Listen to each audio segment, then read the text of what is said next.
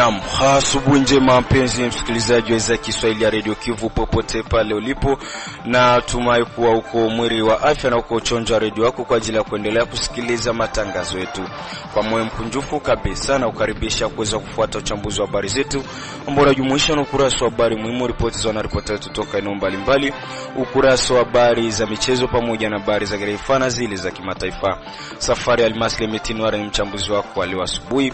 Jean Ekalajade na shikilia vyema dawati la mitambo za kimchata kujia na habari muhimu pamoja na wenzangu. Nasema karibu na tega sikio.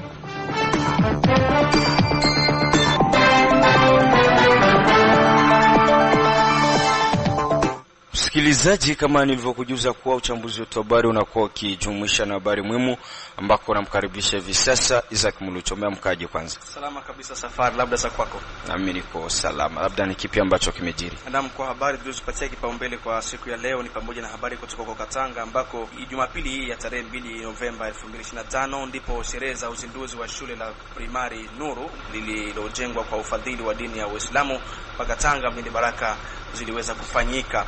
Kwa swima watu 4 kufariki, mkiwemo askari jeshi mmoja wa taifa na wengine 5 kujeruhiwa. Hayo ndio matokeo ya ajali ya gari iliyoripotiwa Jumapili ya tarehe 2 Novemba 2025 kwenye barabara namba 5 ya taifa ndani ya kijiji cha Swima, sekta Tanganyika, tarafani Fizi.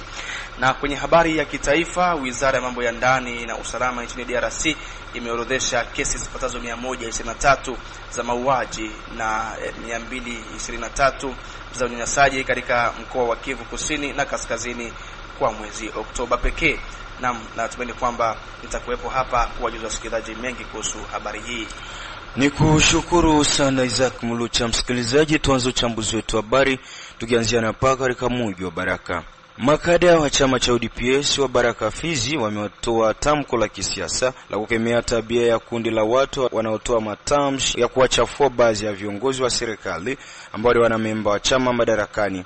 Harakati hizo zimefanyika Jumapili 2 Novemba 2025 mjini Baraka. Baruani Rajabu Jean Antoine ni mmoja kati ya makada wa chama cha UDPS, amesema wao kama chama madarakani hawatufumbia macho vitendo vya kuwachafua wanamemba wao na hatua kali itachukuliwa dhidi ya watu ambao wanakuwa wanatoa matamshi hayo. Tumeweza kukusanyika kama vile kawaida yetu ya kukusanyika kila weekend. Mkubwa wetu sasa nisema mbele ni Excellence Jean-Jacques Elakano. Tuko na watu wanajitia magroup ya WhatsApp, magroup sociaux, kuanza kutukana wakubwa, kusema kila kitu bila boga, bila adabu. Na ndio tulisema hapana, ifo tukutanane, tupane mawazo nini tutafanya juu ya kukemea ile swala. Wakubwa wale ni Excellence Jean-Jacques Elakano, kuko Prof Aristide, ni senatere wetu wa IDPS, kuko Maître Labani Msambia, kuko na ate wa Fizi Kalonji Sami. Sisi paka pale hatuyajua kwa sababu watu wanajitia kwa marezo sosio kuwatukana, kusema kila kitu bila adabu, bila kuona kama wale ni wakubwa. Tunashangaa na sisi tunashangaa, ndio maana tulisema hapana. Wanaendelea, inakuwa siku za mingi weko naendelea kutukana wale wakubwa, na sisi kama vile watu wanaosutenire wale wakubwa hatuwezi mezea mate. Kumbe tukutanane, tuangalie nini tunaweza fanya kwa kuambia wale wenyewe wanafanya ile tendo waache, na wakiendelea na sisi tutaangalia nini ya kufanya. Hatujui, lakini kuko wenyewe wanajiita ni waide pese na wengine haweko waide pese, ni watu mbalimbali. Hatuwajua kabisa avec precision kama ni fulani na fulani na fulani, kitu tunasikia tu wanaandika marezo sociaux, na pale tunasema basi tukutanane na tuangalie kama tunaweza wagundua je. Unaona politike iko na mwanzo na mwisho. Hapa chini ya jua tuko wapitai. Tulikuta politike na tutaiacha.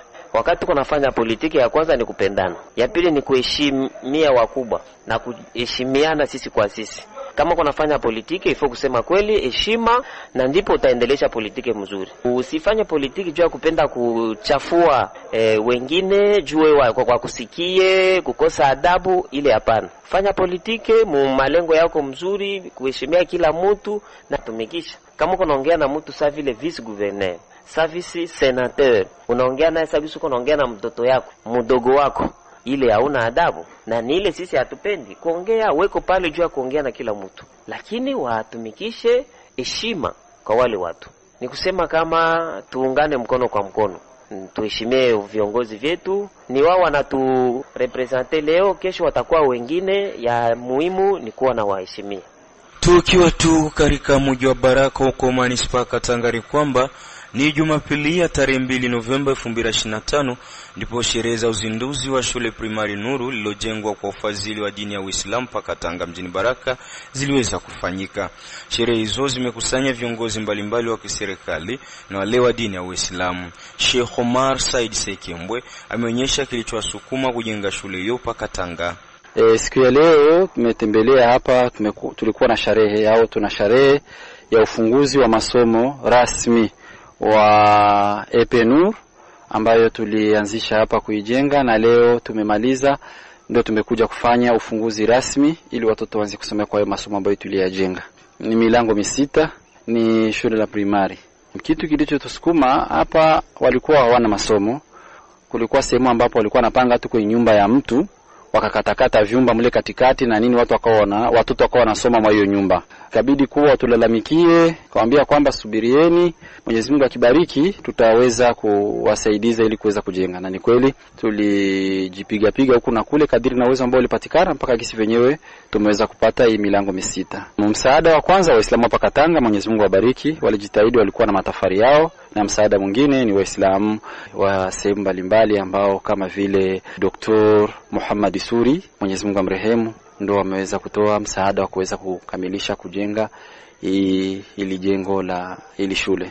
Hali ya kusaidia itaendelea, Mwenyezi Mungu akitujalia, tukiwa uhai na tukiwa na amani na usalama, basi tutajitahidi kabisa kuweza kujenga masomo sehemu zingine mbalimbali kwa kuweza kuwasaidiza watoto wetu na vijana wetu wapate sehemu za kusomea. Tunaweza kuambia kwamba washikamane wawe kitu kimoja, ili shule tumewajengea wao waweze kulichunga na kulihifadhi na waweze kutuma watoto wao shuleni, kwa sababu masomo ndio msingi wa maisha. Wasiache watoto na zurura nyumbani au mitaani, na kwa sio vizuri zaidi sana. Tuwe kitu kimoja na tumuombe Mwenyezi Mungu, mengine mazuri tutayapata tutapokuwa kitu kimoja na tutapokuwa tunamwabudu Mwenyezi Mungu na kuomba amani na usalama katika nchi yetu hii. Masomo ni yamesimamiwa, hayo ni ya dini ya Kiislamu kweli, lakini wanasoma hapa dini zote au taifa lote la hapa Katanga, watoto wote wanaruhusiwa kuweza kusoma hapa kwa sababu ni masomo yako yanarete ministeri ya serikali. Na mjumbe kwa mwisho, kwa kweli nawapongeza sana raia wa Katanga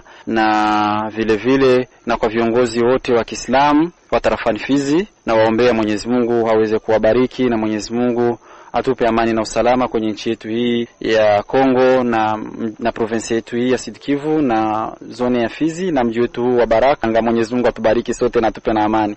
Naye Furaha Lelile ambaye akiwa mwakilishi wa kiongozi wa eneo hilo amesema kushukuru kwa msaada huo, kwani una manufaa mengi hasa kwa watoto.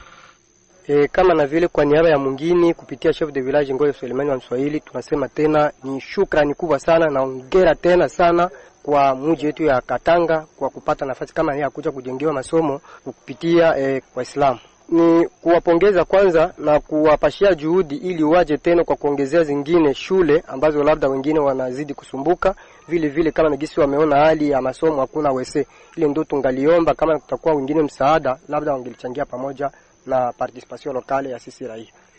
Na hivi sasa mpenzi msikilizaji, tujielekeze huko Swima sekta Tanganyika ambako watu 4 kufariki mkiwemo askari jeshi mmoja wa taifa FARDC na wengine 5 kujeruhiwa vikali. Hayo ndio matokeo ya ajali ya gari iliyoripotiwa Jumapili ya tarehe 2 Novemba 2025 kwenye barabara namba 5 ya taifa ndani ya kijiji cha Swima sekta Tanganyika tarafani Fizi. Kwa mujibu wa duru za mahali ni kwamba gari hiyo aina ya Baiben ilikuwa ikitokea Uvira kuelekea Misisi, huku ikibeba unga wa ngano na vizaa vingine pamoja na baadhi ya watu. Ni pindi ilipokuwa ikiraka kupita katika sehemu iliyokuwa imeharibika, ndipo tairi ilikwepa njia na kupelekea gari hiyo kupinduka na kusababisha maafa hayo. Duru zetu zaongeza kuwa majeruhi wamepelekwa kwenye kituo cha afya ambako wanapatiwa matibabu. Dereva amekimbia pasipojulikana baada ya ajali hiyo. Ni vyema tuwafahamishe kuwa ubovu wa barabara na upakizaji wa kupindukia ndio ilikuwa chanzo kikubwa cha ajali hiyo.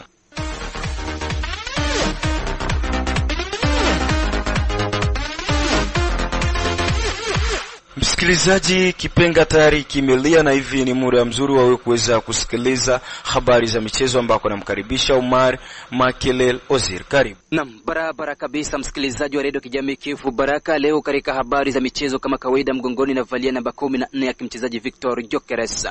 Katika habari za michezo tuanzie na habari za kule Fizi Center, makao makuu ya tarafa hilo. Ni kwamba kulipigwa mechi ya kirafiki kati ya FC Kalembelembe dhidi ya FC Tour du Congo ya Sebele, lakini mtanange umetamatika kwa ushindi wa vijana kutoka Sebele FC Tour du Congo kwa bao 1-0. Tufahamishe kuwa vijana kutoka Sebele FC Tour du Congo walikuwa pale katika kijiji cha Fizi Center ili kucheza mechi 3 za kirafiki. Mechi ya kwanza waliweza kuicheza siku ya Ijumaa ambako waliweza kuwashinda vijana wa FC Ubembe mabao 5-0. Mechi ya pili waliicheza siku ya Ijumaa mosi ambako vijana hawa wa FC Tour du Congo waliweza kuwanyuka vijana wa FC Dynamique mabao 3-1. Na hatimaye mechi ya mwisho ndio hiyo ambayo waliweza kuicheza siku ya Jumapili na hivyo kupata ushindi wa bao 1-0. FC Tour du Congo wamemaliza sasa mechi zao za kirafiki wakishinda mechi zote katika uwanja wa Umoja pale Fizi Center, makao makuu ya tarafa. Na vile vile michuano ya ligi kuu hapa nchini Jamhuri ya Demokrasia ya Kongo maarufu Linafoot iliweza kutimua vumbi mchana wa siku ya Jumapili ambako vijana wa Saint-Eloi Lupopo waliweza kuanyuka vijana wa Tupuisa Mazembe mabao 2-1, huku vijana wa New Jack wakatoka sare ya kufungana bao 1-1 na vijana wa AS Dauphin Noir ya Goma, lakini bao pekee la Dauphin Noir lilipachikwa na mchezaji Kandinda Mapendo Payet maarufu mchezaji kutoka hapa katika mji wa Baraka. Vijana wa Osebu Kavudawa waliweza kutandikwa bao 1-0 na vijana wa Ose Renaissance, na timu ya AS Vita Club wakatoka sare ya kutofungana zidi ya Manyema Inyo. AS Malole wakaweza kuwatandika timu ya Group Bazano mabao 2-1 na vijana wa CS Don Bosco wakaweza kuwatandika timu ya ES Panda mabao 3-0. Vijana wa AS Simba ya Kolwezi waliweza kuwatandika timu ya FC Chikase mabao 2-1. Na kule katika nchi jirani ya Burundi, michuano ya Primus League wiki yake ya 10 iliweza kutimua vumbi siku ya Jumamosi na siku ya Jumapili ambako vijana wa Aigle Noir The Fighters waliweza kuwatambia timu ya Rukinzo FC mabao 2-1 na vijana wa Kayanza United wakatoka sare ya kungana bao 1-1 na vijana wa Olympique Star. Burundi Sport Dynamique wakawatandika bao 1-0 Vision 2026 FC na vijana wa Muzinga wakaweza kutandikwa mabao 2-1 na vijana wa Vitalo. Flambeau Centre wakawatambia timu ya Interstar bao 1-0 na vijana wa Garage Express wakatoka sare kungana bao 1-1 na vijana wa Messager Ngozi. Vijana wa BG Green Maze FC wakatoka sare ya kutofungana zidi ya Musongati na timu ya Bumamuru wakaweza kutandikwa bao 1-0 na vijana wa Ngozi City.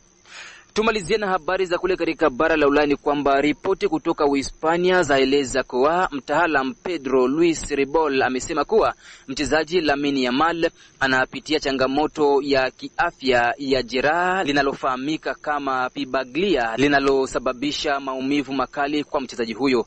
Mtaalamu huyo anaeleza kuwa mchezaji huyo Lamine Yamal hataweza kucheza tena kama kiwango chake cha kawaida kwa sababu tatizo hilo linaweza kumpunguza ubora uwanjani kwa 50%.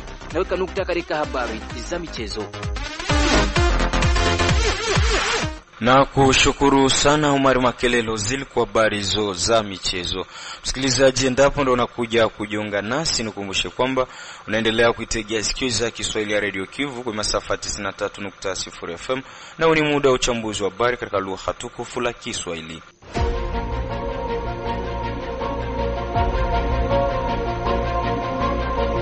Ukitaka kutengenezesha vyombo vya kielektronic na kununua vifaa vyake vya akiba ima pièces de rechange, jibu lako ni kampuni ya BBC Elia Baraka Aibaz. Na hivi sasa tujielekeze Fizi Center, makao makuu ya tarafa hilo, ambako kisha mashirika ya kiraia sekta Nganja kumwandikia kibarua gavana wa jimbo la Kivu Kusini wakimshutumu administrator wa tarafa la Fizi kutumia vibaya dola 30,000 za Marekani zilizotolewa kama pesa mrejesho ima retrocession kwa Kifaransa. Hatima administrator wa tarafa la Fizi amekanusha habari hizo na kutoa ufafanuzi zaidi. Sami Kalonji Baribanga ni administrator wa tarafa la Fizi amesema kuwa ni vema mashirika ya kiraia kuwa na udhibitisho tosha kabla ya kuandika barua kwa vitu ambavyo havina ukweli hata kidogo. Nilisoma kiua mtandao kutoka kwa shirika la kiraia ya mfuko za watu wenye kufanya biashara ya ongo na kuchafula viongozi Watu hawa wanapenda sana kuishi misisi, fasi ya uchimbaji za mazahau na kutafuta hela, mkusema viongozi mbalimbali ongo na kuwatreze. Shirika za kiraia za kweli zinajua procedure mbele ya kutangaza habari yoyote. Kuhusu pesa 13,000 ya dolar za Amerika za tarafani Fizi kutoka kwa government la jimbo kwa kuboresha muradi kubwa za maendeleo ya vijijini, hizo pesa bado tarafani Fizi hayapokea kitu. Tulisha afungula konta kwa Kadeko, tulishafanya kikao na community ya kuchakua muradi ya kutumika. Tulisha chakua ma societe ya kufanya kutumika hii muradi, lakini mpaka hivi pesa bado. Mwezi wa 3 ilikuwa yetu ya kupokea pesa, lakini vita inakuya vuruka kila kitu.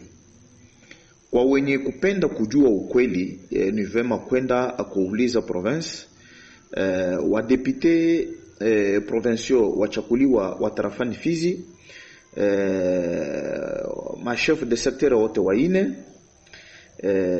wa administrator makamu wa tarafani Fizi wote wanajua hii habari. Fizi tarafani haikupata pesa, jiji la Baraka haikupata pesa. Sasa kwa nini kuchafula tu administrator wa tarafani Fizi? Ni kusudi wale ni chuki ya ubakuzi. Na kwenye habari za kiraifa ni kwamba Wizara ya Mambo ya Ndani Usalama nchini DRC imeorozesha kesi zipatazo 123 za mauaji na 223 za unyanyasaji katika mkoa wa Kivu Kusini na Kaskazini kwa mwezi Oktoba pekee. Undani wa taarifa hii na mwenzangu Zack Mulucha. Ndio Safari Alimasi ni kupitia tangazo lililotolewa kwa vyombo vya habari Jumamosi ya tarehe 1 Novemba, ndipo serikali imetaja kurekodi kesi zaidi ya 100 za utekaji nyara, kulazimisha raia kuingia katika makundi ya uasi pamoja na uporaji wa kiwango cha juu katika eneo zinazomilikiwa na wahasi. Waziri nchini husika na mambo ya ndani, usalama na masuala ya mila, Mheshimiwa Jacques Shabani ameonyesha kuwa zaidi ya vijana 100 kutoka mji wa Bukavu, jimboni Kivu Kusini, walitekwa nyara na kulazimishwa kuingia kwa nguvu ndani ya kundi la uasi kati ya Oktoba 14 na 28 katika kambi ya Sayo na kisha kupelekwa mahali pasipojulikana. Wakati wa mkutano wa Baraza la Usalama la Umoja wa Mataifa lililokuwa likijadili kuhusu swala hilo katika ukanda wa Maziwa Makuu mnamo tarehe 13 Oktoba, nchi ya Jamhuri ya Kidemokrasia ya Kongo ilitoa mashtaka mazito dhidi ya kundi la waasi wa AFC M23 iliyoungwa mkono na Rwanda. Ujumbe wa DRC Kongo ulikemea uhalifu mbalimbali unaokuwa ukitekelezwa na waasi hao kati ya mwezi Septemba na Oktoba 2025. Au kuhusu swala la hesabu ya kesi iliyowasilishwa naye mwakilishi wa nchi ya DRC kwenye Baraza la Umoja wa Mataifa, Bwana Zenono Mukongo, alisema raia zaidi ya 217 wameuawa, huku zaidi ya kesi 300 za ubakaji zikirekodiwa na kesi zaidi ya 100 kuripotiwa pia katika eneo ambazo AFC M23 kinashikilia. Vitendo hivi ambavyo vinatajwa kuwa vya ukiukwaji mkubwa wa haki za kibinadamu vimetajwa kuwa kama vya kuvizia na vyenye lengo la kutishia idadi ya watu na kuimarisha uasi wa kundi hilo. Mnamo mwezi Septemba uliopita, Safari Alimasi, shirika la kimataifa la UNHCR liliweza kulaani vikali vitendo vya unyanyasaji wa AFC M23, huku likitaja kuwa hali iliyoko mashariki mwa Jamhuri ya Kidemokrasia ya Kongo kwa sasa ni mojawapo ya swala la kiutu kudorota kwa kiwango kikubwa. Upande wa viongozi wa M23 wakijibu kwa madai yao kwenye mitandao yao ya X ambayo ni Twitter ya zamani, wametaja kupinga shutuma hizo na kuzitupilia mbali, huku wakiongezea kusema kuwa ni za uongo mtupu. Nikushukuru Isaac Mulucha. Msikilizaji, tukamilisha uchambuzi wetu wa habari na habari za kimataifa ambako kiongozi wa kanisa Katoliki duniani Papa Leo wa 14 amewataka waumini wa Katoliki kote duniani kuiombea nchi ya Tanzania kufuatia vurugu zilizoibuka baada ya uchaguzi mkuu katika nchi hiyo na kusababisha maafa mengi. Vyanzo vya diplomasia vimetaja kuwa kuna udhibitisho na ushahidi tosha wa kuaminika unaonyesha kuwa angalau watu 500 wamepoteza maisha. Ingawa waziri wa mambo ya nje Balozi Tabit Kombo amesitiza kuwa takwimu hizo hazijathibitishwa rasmi na serikali ya nchi hiyo. Tanzania inasubiri kuapishwa kwa Rais Samia Suluhu Hassan kuanza muhula wake baada ya kutangazwa mshindi na tume ya uchaguzi nchini humo ambayo ni INEC. Mpenzi msikilizaji, bila shaka ni hapo ndipo tumefika mwisho wa uchambuzi wa habari zetu siku ya leo.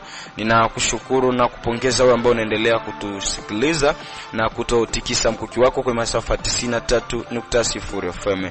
Aliyokuletea uchambuzi wa habari hakuwa mwingine, nilikuwa ni mimi Safari Almaslimi Tinwar pamoja na jopo zima la waandishi wa habari ambao tulishikiana katika uandaji wa uchambuzi wa habari. Nikimshukuru vile vile rubani wangu ambaye ni Jean Ekala Jaden. Sina la ziada na kuaga nikisema bye bye.